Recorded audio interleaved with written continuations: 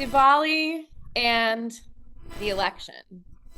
Those kind of merged for me when I was looking at the liturgical calendar and the happenings in the larger world and trying to decide our services for the year. It stood out to me. Diwali caught my attention as being synchronistically close to our presidential election.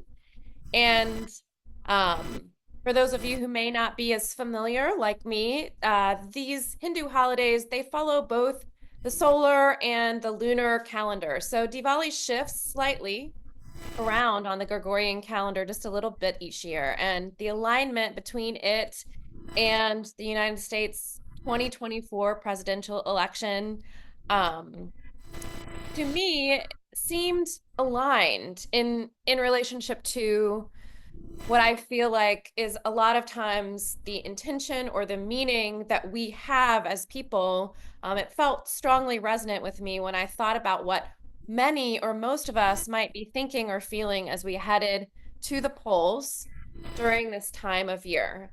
Let me spell it out for you if you don't get my meaning. So, triumph of good over evil. Yes, we want this. We think about this. We put a lot of um, power and intention around that large at the top leader in hopes that will help us in that way. Victory of light over darkness, metaphorically. Okay, I'm on board for that. And no matter who we are or who we vote for, I really believe that these values and aspirations are at the core of what many or maybe even most people long for when we think of casting a vote and putting our belief in a figure or a leader. So on this particular year, I'm embracing the message of Diwali, which as a Unitarian Universalist translates for me into being drawn to symbolically keeping the flame of our chalice alive, the lamp of hope alive in my heart, in our collective community. So Diwali is actually the first in a long line of many seasonal holidays across cultures and communities and countries, nations, religions that use the, the symbolism or the actual physical practice of light in the darkness in this darkest time of year. So I could name a few others: winter solstice. There are different Christmas holidays such as St. Lucia Day, Las Posadas. There's Hanukkah, Yule, Kwanzaa. Many of the holidays during this time of year, it seems to be natural for people to turn towards and even yearn for light during the year's darkest days. And yet, I have to admit, then it's confused me actually and felt slightly misaligned for a long time, this practice of lighting holiday lights during the darkest time of the year. For a while, there was kind of a mental disconnect. I mean, I get it. It's dark. Let's make some light. It's cold. Let's make a fire. But it felt off to me too, because animals hibernate during this time. And shouldn't we be embracing the dark, that nourishing, deep place where we can deepen into winter rest? Until this year, when I was newly learning about Diwali, and I realized something that I had not realized before, something about how holidays during the winter that use lights actually mirror the natural world. And I think that the reason that I hadn't been as connected to this in this deeper way is actually because I'm living in the modern world and the industrial era, and we have electric lights around us that actually don't allow us to see the light that is more present this time of year, because it's not just the big bright light of the sun that's shining and domineering that is light in the natural world. When the sun takes a time away during this darkest time of year and is less present, it makes it so much easier to appreciate the stars. Makes it so much easier to go out into the night, and the night is not just darkness. The night is filled with light, especially when we don't have light pollution that keeps us from enjoying that. So when the winter nights are longest and we have less daylight, these long expanses of nighttime, they're not devoid of light. In fact, they're full of sparkle and the glory of the parts of the world that are still yet untouched by light pollution is incredible. I don't know if you've ever spent a night under the stars in Moab, Utah, like I have, or just maybe enjoying a backwoods trail where you feel alone with the woodland creatures and all the stars.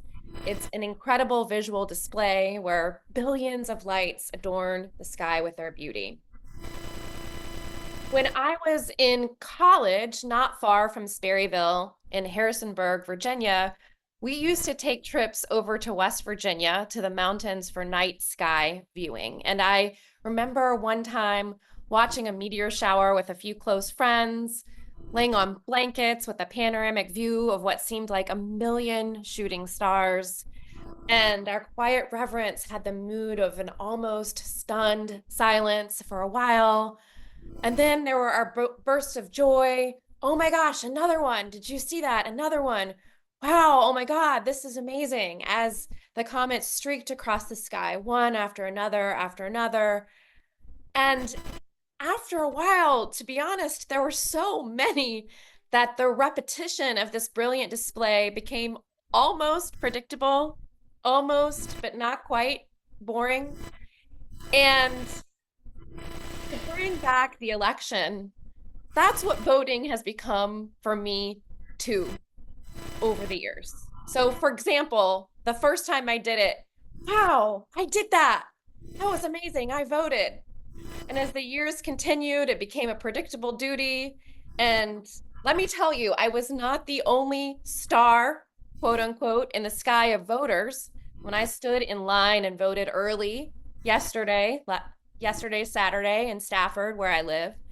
There were hundreds, literally hundreds, maybe 300 at a time, people voting in that line and in that community. There were many, many other human beings or shooting stars, if you will, that were streaking their lights as they voted their truths. I was one of many. And again, it was almost, but not quite, almost boring. It was pedantic. It was mundane on the surface.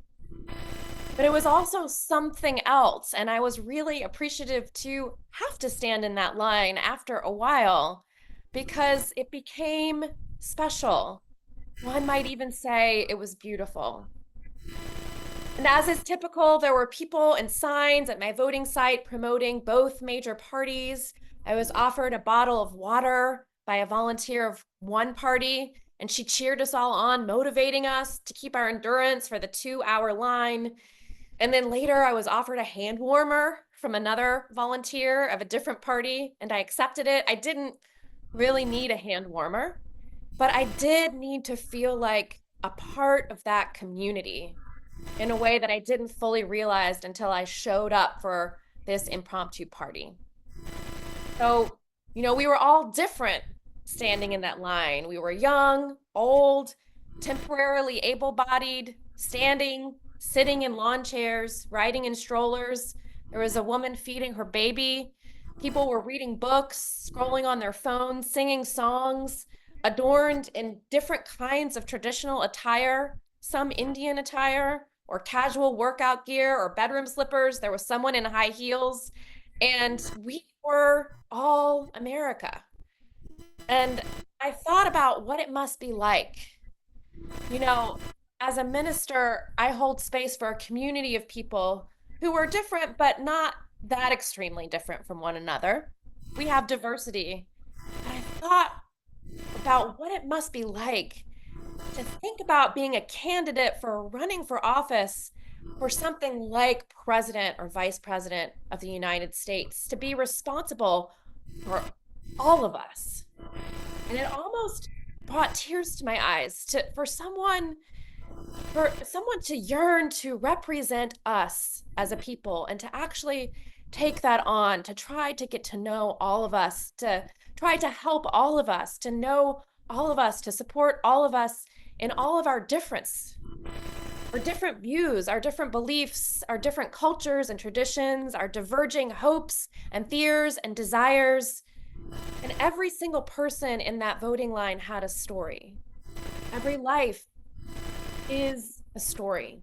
Which made me think of something else. I have enjoyed talking with Gary each week about the music that we might put in our services. And this week, I was reflecting in conversation about how in today's pop culture, in the music and the arts world, we have a tendency to elevate a select few to tell their stories.